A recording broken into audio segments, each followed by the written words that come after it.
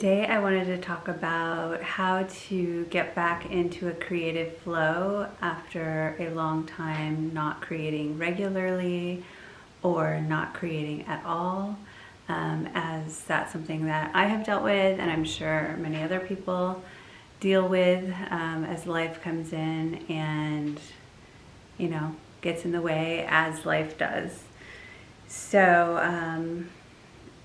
in my previous life update, I talked a little bit about how I was decluttering my house, and that's kind of like a piece to my whole goals of the year puzzle.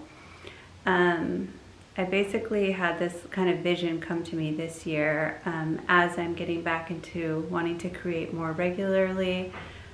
What would my life need to look like in order to support that? So, as I said previously, both of my kids are now in school as of January, and this is the first time basically in 7 years that I haven't had one of my children home with me, and so this is like a new frontier for me to actually have mostly full-time availability to pursue my art business and my creativity.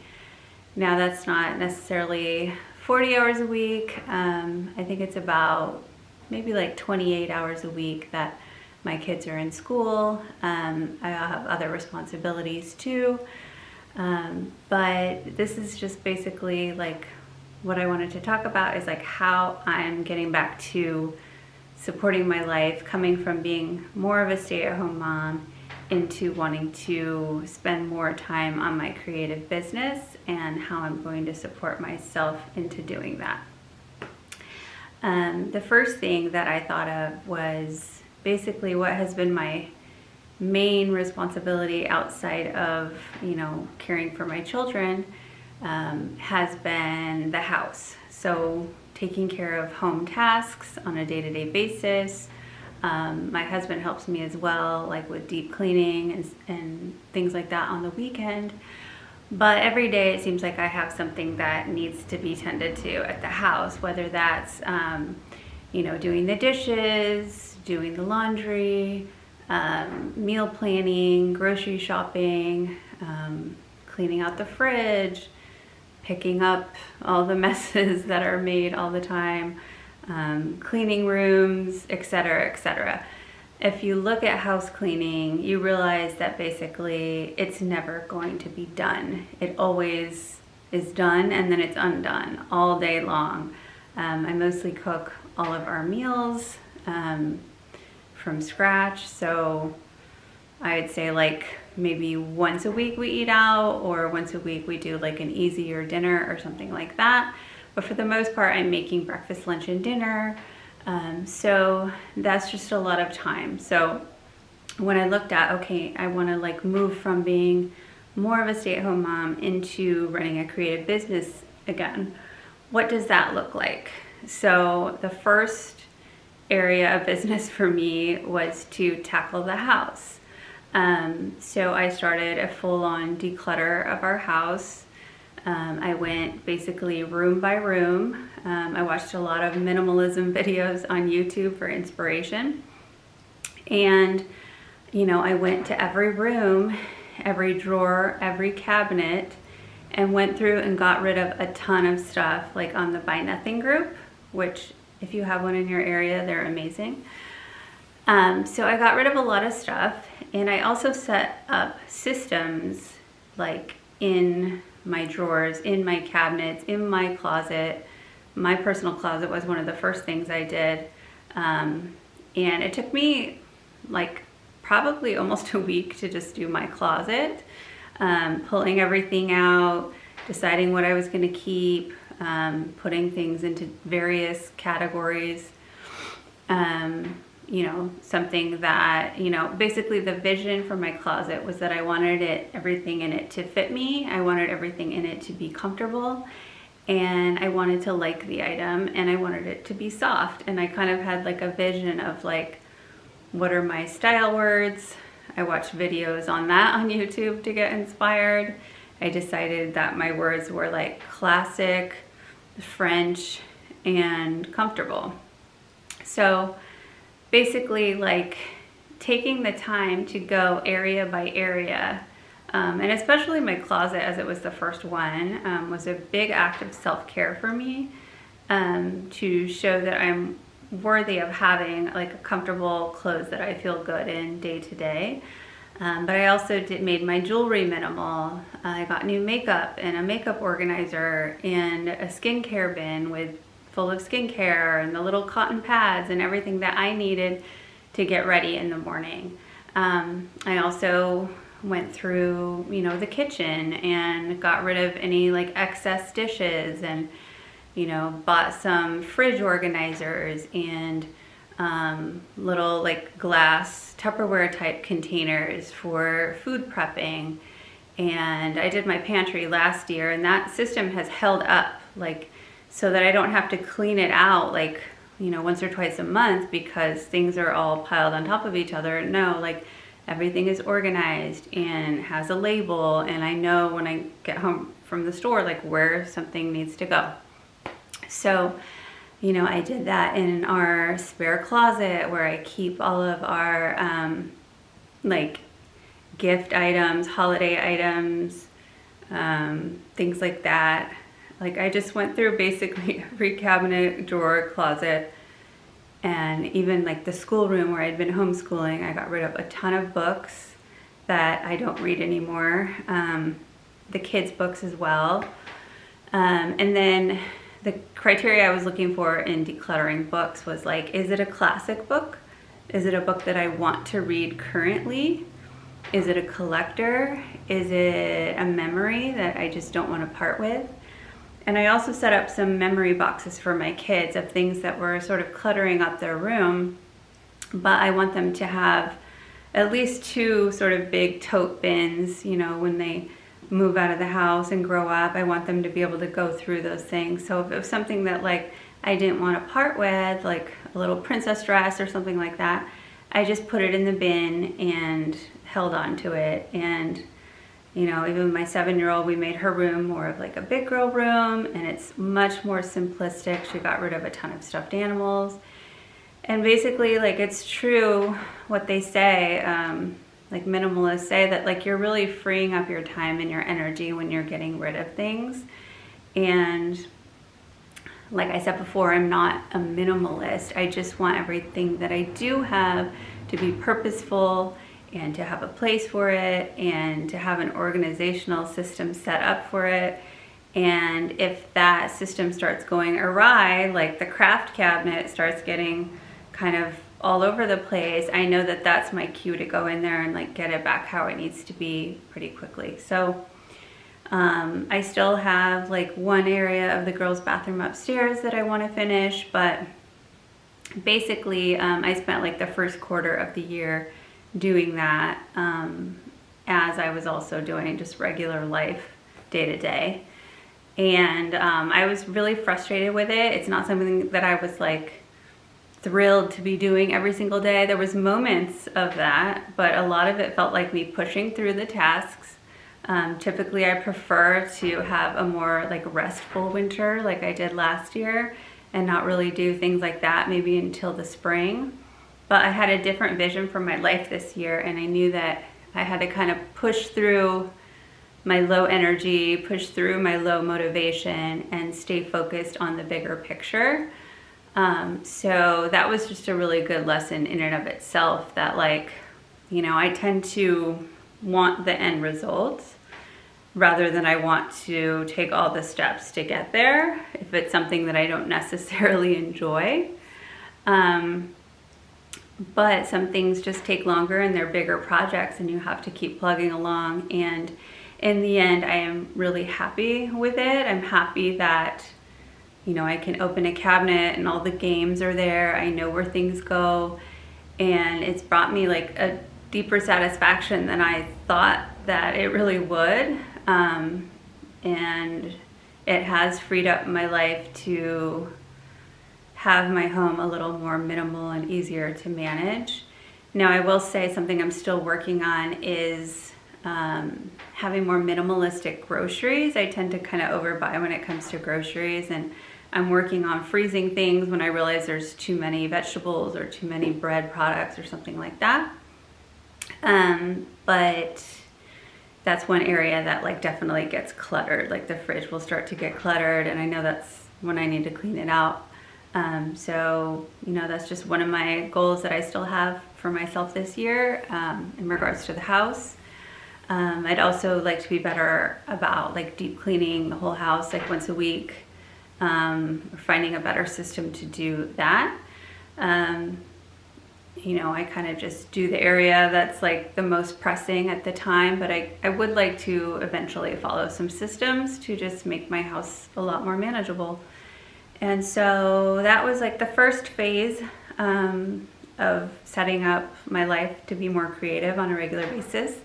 The second phase I've just moved into, and that is focusing more on my wellness. So since my house is a little bit easier to deal with, now I'm focusing on my own self-care. Now, I would love to jump immediately to creativity. I've done a little bit of painting recently. I would love to just jump to that phase. I have so many ideas, so many things I've brainstormed over the years as I was learning to paint, learning about art business, but home with, you know, little ones and them being my focus. A lot of those ideas were just kind of tucked away over time. I've taken a ton of art business classes and other kinds of classes, and have very big goals that I want to accomplish. However, my energy has been low the past couple of years. I've felt a lot of burnout. I just haven't had the energy that I used to have on a day-to-day basis, and there's a lot of reasons for that and factors that go into that. I think I honestly was just burning out as a stay-at-home mom and not taking true care of myself, like allowing myself to, you know, take breaks or, you know, scroll on my phone or like, you know, have a treat or, you know, just rest or whatever. But not truly relax, not truly rest, not truly take actual really good care of myself. And that's okay for a season, you know, like we're in postpartum phase or we have young children. But for me, it just went on too long, and I'm kind of playing catch up with my self-care and needing to take better care of myself. So that looks like a lot of things, but one of the things I'm doing is starting to exercise, which I've never been a really exercise person. But this week already, I've gone to our little gym in the clubhouse twice. And I was really surprised how even just after the first day, it really shifted my mood, it shifted my energy. It just felt like it's gonna be good for my mental health, not just physical, and getting stronger and feeling better. So just in the 2 days, I'm already like pretty hooked on going. So I'm gonna aim for doing that 3 days a week. I'd like to get back to getting a monthly massage. I'd like to, you know, keep up my like personal care with like, you know, my haircuts and my nails and managing my closet, my clothing, and all the things that like sort of like related to appearance. I would also like to get out a little bit more here and there, like maybe once a week, just go do something with myself or with a friend, like go see a movie or go for breakfast, go to a winery, go have a pool day like with my friends, or just lay by the pool and read or something like that. Things that like I don't necessarily always get to do, you know, when my children are home. Because, you know, as a mom or as a parent in general, like your weekends are often dedicated to things that they have going on. And it's important for us as parents to also get time to rest, to pursue things that we enjoy. One of those things that I really enjoy doing that I'm trying to get back to is reading one fiction book a month. I read one and it took me like 6 months, and now I'm starting my second one and just trying to get better at like putting my phone down and reading a book in the evening for a little while, because I really enjoy that. Another thing is I want to just watch more like shows and movies that are really inspirational, that I really enjoy. And I put a list together of that because I find that like that really helps me relax rather than just like scrolling on the internet or something. Like watching a whole movie or a show that I'm really into does add value to my life. Other things I want to do are like take little day trips, little outings, little inspiration walks, going to just like a new cafe for a coffee, or just getting out with my laptop to like do some work but do it in a different location. Just little things like that that are helping me feel like more of my own person again. And you know, if you have kids or you're a stay-at-home mom, you know what I mean by that, like getting back to yourself, feeling like you again. And that's what I'm really working on in this season. So this season being like spring. Now, when I originally made these plans, I hoped that my declutter would take 2 weeks and then I could get right into my wellness phase. That didn't happen. And when I was getting a massage one day, my masseuse told me, you know, if it takes you a whole season, an actual season, to do each of these phases, that's okay. Don't be hard on yourself, because I was really expressing to her that I wanted to rush to the next phase, but I had to be in the phase that I was in. So the declutter took me all of winter. The wellness phase may take me all of spring, although I'm starting to mix in a little creativity. I've had a couple of painting days. I've been brainstorming a new course that I want to create.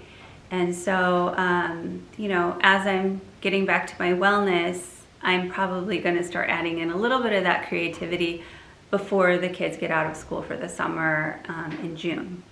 So, but I'm also not going to let myself not create just because the kids are home, because it's such an important part of my life and it is my work. And so I do want to still do that in between going to the pool, going to swim lessons, going to the beach, having that like classic summer that I enjoy having with my kids, of like popsicles and backyard play and things like that. So I also am looking forward to just how open my schedule is going to be in the summertime, which is going to allow for sort of that open-ended creative time that can be hard to kind of get into a flow when you're doing like pickups and drop-offs, and we need to go here and we need to go there, and kind of all the stuff that goes on during the school year.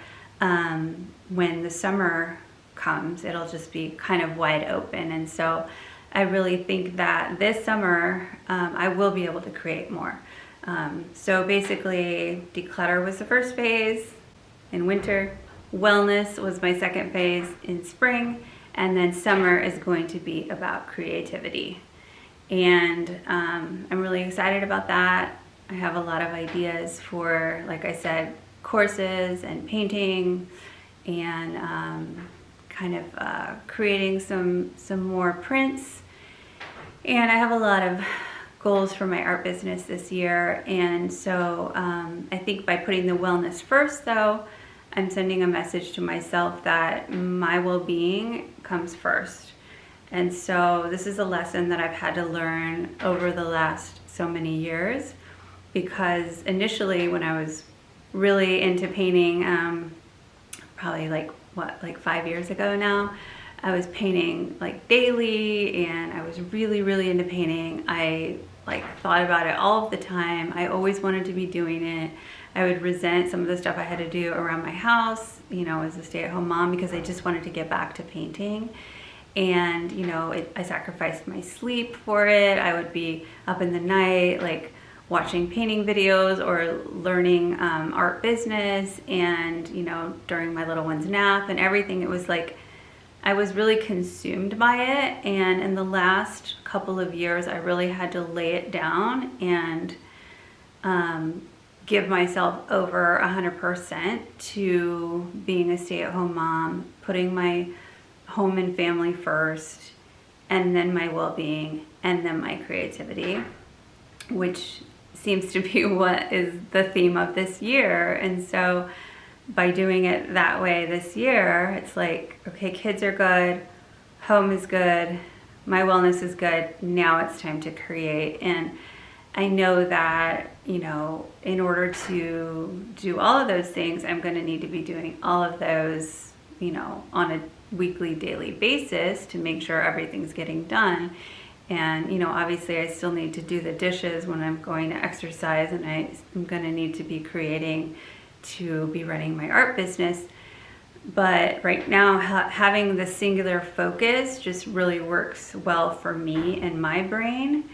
And so I think it's just a really good lesson, like setting me up for a foundation of success. And so I just really wanted to share that. Basically, after the summertime, where that's like a real creative focus, that's going to come into more of that harvest season of like, well, what are going to be the benefits of focusing so heavily on my home in the first part of the year, and then really focusing on my wellness in spring, and then really letting my creativity flourish over the summer? What are the benefits going to be of that? Now, that doesn't always mean it's going to be, you know, monetary benefits, although that would be amazing from putting my creativity more out into the world, but just the overall benefits, like what are the lessons going to be learned? What can I take more into the following year as I'm building these habits and these foundations? And, you know, I'm hoping for really being able to have that restful winter after, you know, building this foundation and, you know, then creating new goals for next year.